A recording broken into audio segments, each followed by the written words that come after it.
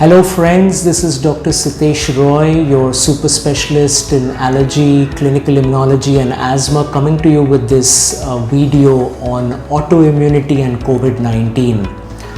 Friends, I have been asked this question repeatedly on different occasions for different reasons as to what is the correlation between autoimmune disease and COVID-19, either pre-existing autoimmunity or new onset autoimmunity. Firstly, what is autoimmunity? Our immune system is designed to differentiate self from non-self, and anything that is non-self, whether it be a cancer cell, whether it be a bacteria, a virus, a parasite, the immune system is designed to remove it and keep what is self because it's our own and needs to be preserved.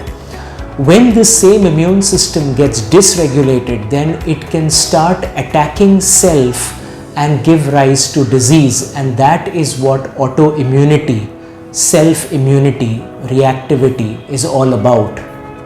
Now when we look at COVID-19, it is an RNA virus, and we know that RNA viruses and other viruses including Epstein-Barr virus, cytomegalovirus, HSV6, rubella virus, many such viruses, hepatitis A, hepatitis C, have been associated with autoimmune diseases in the past, including systemic lupus erythematosus, including variety of rheumatic diseases which have been associated with certain bacterial infections. Also, there has also been association with mixed connective tissue disorders.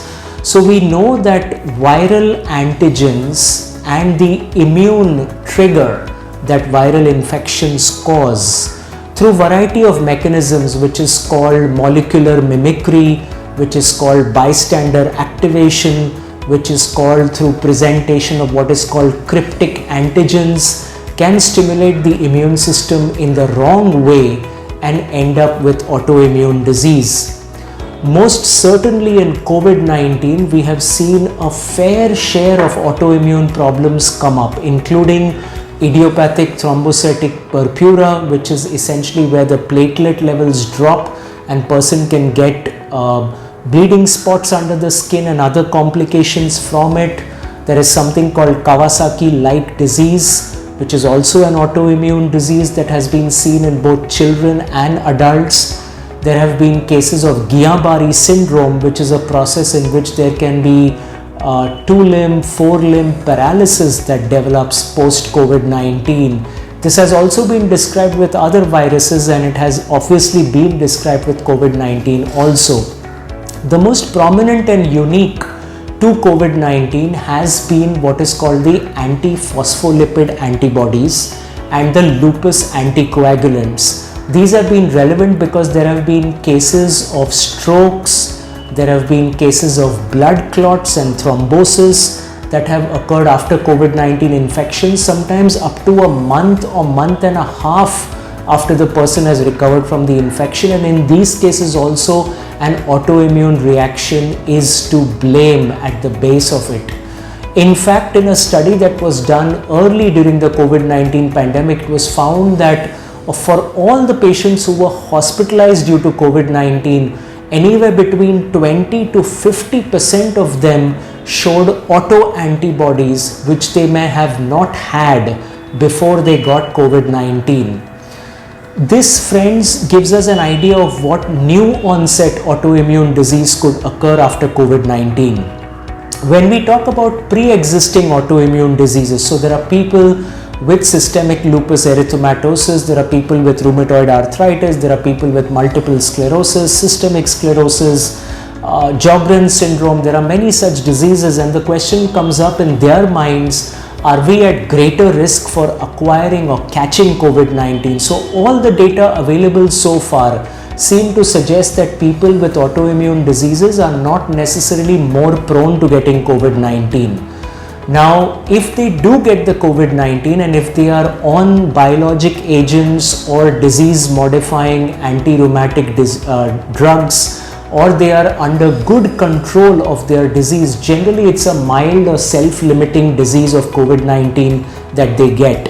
The people who run into the most complications, who have autoimmune disorders pre-existing and happen to get COVID-19, are the ones who have comorbidities, which we know is true for other diseases and other people also.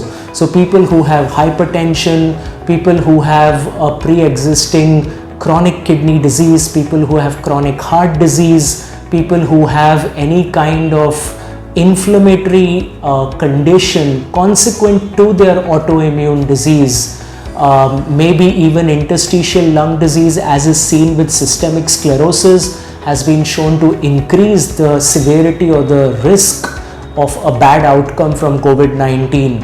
And so such pre-existing conditions, so if someone is on chronic corticosteroids, oral corticosteroids, steroid medications for their autoimmune disease, because of which they have potentially become diabetic, now their diabetes mellitus type 2, which has been caused by the disease, by the medicines, is a risk factor for COVID-19, causing more problems for these individuals.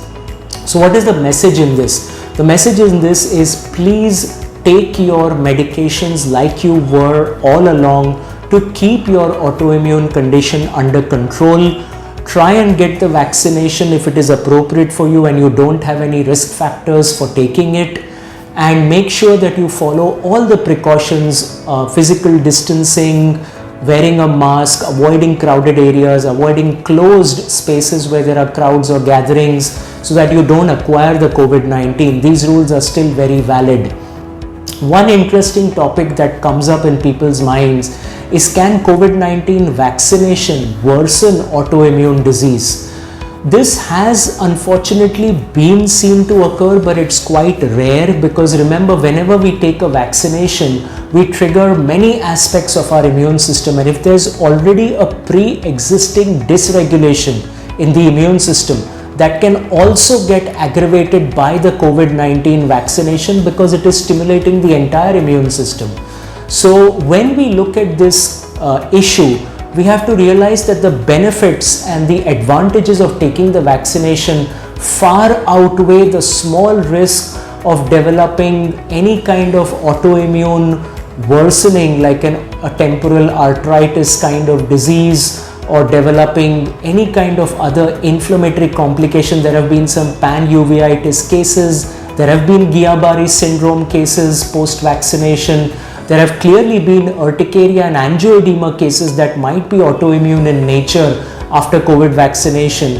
And so while these risks are there, the benefits of the vaccination are clearly significant, and it is important for people to weigh those pros and cons and take the vaccination.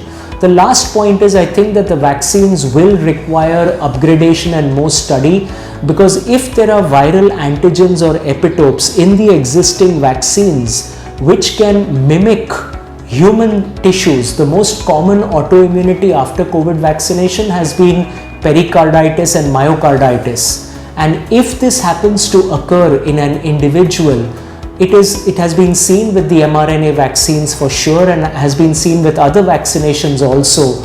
We have to realize that the vaccines will need to be more specific for viral antigens which do not have a correlated human antigen that it can cross-react with. So I think there will be a lot of work going forwards to refine our COVID vaccines in the future.